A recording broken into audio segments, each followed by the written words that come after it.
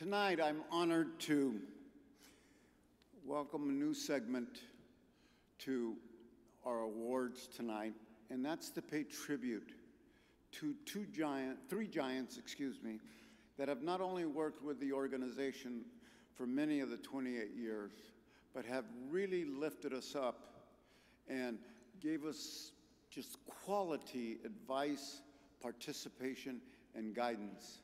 So what I would like to do is welcome three individuals, well, one family and two individuals here to speak a little bit about these three individuals, which you can find in your magazine on page 56 and 57. So I'd like to bring on stage Rear Admiral Moises del Toro to talk about Admiral Benjamin Montoya, Juan Rivera to talk about our first academic host, Michael Carroll, and the Amezcua family onto the stage to help me with this very special presentation. So first of all, Admiral, would you please start? Thanks, Ray, for the opportunity to recognize Admiral Montoya. Rear Admiral Benjamin Montoya holds a great place in the history of great minds in STEM. He was selected as the very first Engineer of the Year award in 1989, and he's a founding member of the HENAAC Hall of Fame. Born in a desert farming community just 100 miles east of here, Admiral Montoya graduated from the United States Naval Academy in 1958 with a commission in the Naval Civil Engineering Corps. He would earn multiple degrees in his career, including a law degree. In 1981, he assumed his first command, and in 1986, he was promoted to Rear Admiral, serving in the office of the Deputy Chief of Naval Operations. He retired from the Navy in 1989 as Chief of the Naval Civil Engineer Corps and Commander of Navy Facilities Command, attaining the highest position for an active duty civil engineering officer. Rear Admiral Montoya has been described as one of the most accomplished civil engineers in the history of the United States Navy. He set the standard for what it means to be the best of the best from the Hispanic STEM community, and he embodied the world-class excellence the HENAAC Awards have come to represent. Good round of applause.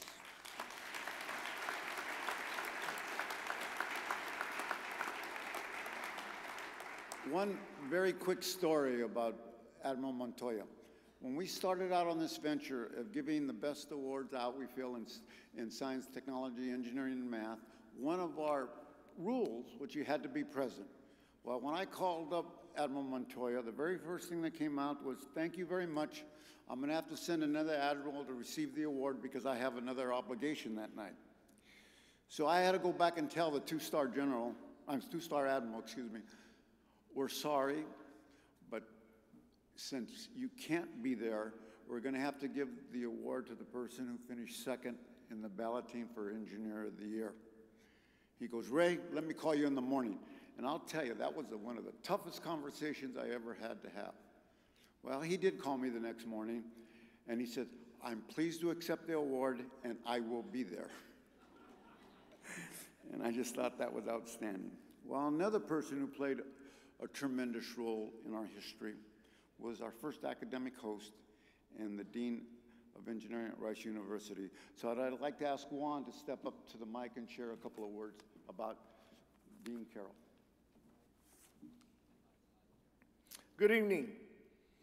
Michael Carroll was a professor and a former dean of the George R. Brown School of Engineering at the great Rice University. He was a wily and witty native of Ireland. I love the Irish. Dr. Carroll was an award-winning playwright, a poet, a Napoleonic Fellow, and a creator of crossword puzzles that were published in the New York Times. He was truly a Renaissance man. When Houston was chosen as the host city for the inaugural HENAAC conference in 1989, Dr. Carroll and Rice University graciously and enthusiastically threw their support behind the endeavor, and they served as the first academic host. An enduring relationship that Dr. Carroll largely defined. Under his direction, great minds in STEM created a peer review model for the HENAAC Awards, the selection process, the one chaired by the Dean of Academic Host Institutions School of Engineering. This model was established the integrity of these awards. They instituted the standards by which the HENAAC Selection Committee continues to operate to this very day. He was a champion of diversity long before it became a buzzword, and he's going to be joyfully remembered by all of us.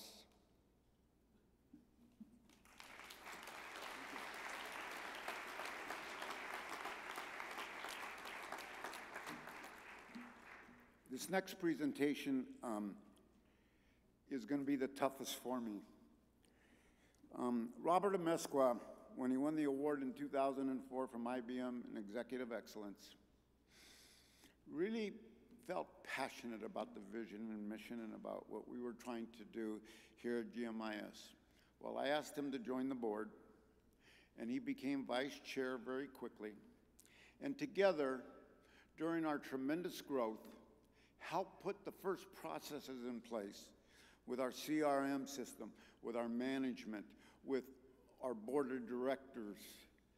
And Robert and I worked tirelessly around the country to build, at that time, HENAAC and now GMiS, which he was also instrumental in changing the name to be broader for the underserved community.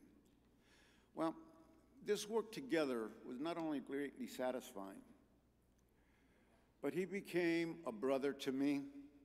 He became somebody that really passionately felt about what we were trying to do here tonight and really had us strive for excellence within our processes, within our measurement systems, and what we were trying to do with the organization.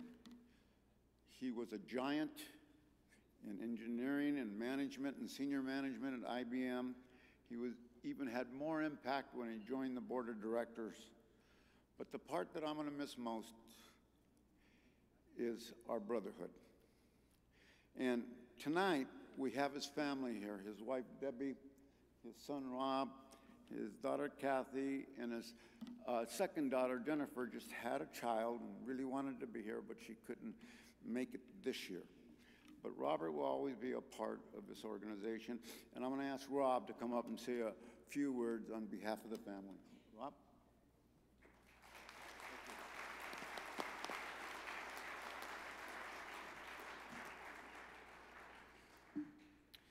Well, Ray, thank you for the opportunity, and thank you for such a touching tribute to my father. My father was very passionate about this organization. He was very passionate about the people involved in it, and he was very passionate about its purpose. My father was a bridge builder. He believed in opportunity, and he firmly believed that everybody should have one. He sought to ease the path for those with potential and for those with a passion. He was proud of his Hispanic heritage in his hometown of El Paso, Texas. He was raised in a hardworking entrepreneurial family, and from the age of 13, he was told he had to earn his keep. He understood the value of a dollar and appreciated the hard work required to earn one. Determined to live a better life, he doubled down on his academics, falling in love with the areas of math and science. An engineer by trade and at heart, my dad loved solving a good problem. He was an accomplished IBMer, a career learner, and a great teacher. He was passionate about helping others achieve their dreams, and his mentorship lives on throughout many inside of corporate America and beyond. Many of you in this room have someone to thank for the opportunity to be here tonight in such accomplished company. Most, if not all of you, have the potential to provide opportunities for others. And on behalf of my father, I would encourage you to step up to that challenge, further the cause, and if you haven't already, become a bridge builder yourself. Thank you.